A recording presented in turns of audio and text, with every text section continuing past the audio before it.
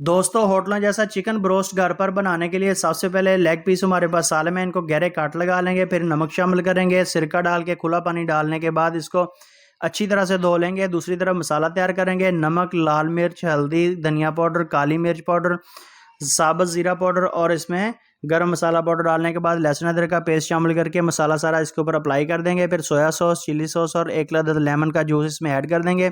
फिर अच्छी तरह से इसका मसाज करेंगे। दूसरी तरफ मैदे में थोड़ा सा हमने नमक डालना है। नमक डालने के बाद इसकी अच्छी तरह से कोटिंग करेंगे। ये देखें, कोटिंग करने के बाद हमने जो है ना दरमियाने फ्लेम पर इसको 4 मिनट तक इसकी एक साइड फ्राई करके दूसरी साइड भी फ्राई करेंगे। फिर इसको हाफ फ्राई करने के बाद हमने निकाल लेना है। दूसरी तरफ हमने दोबारा इसको जो है ना तेज़ फ्लेम के ऊपर 8 मिनट के लिए ऊपर से कवर करके पकाना है। ये देखें, इस तरह से दोबारा हमने पकाना है तो बेहतरीन किस्म का होटलों जैसा चिकन ब्रोस्ट तैयार है। वीडियो अच्छी लगे तो कमेंट बॉक्स में ज़रूर बताइएगा और आप ये भी बताइएगा कहाँ से देख रहे हैं ताकि हम आपको थैंक यू बोल सकें।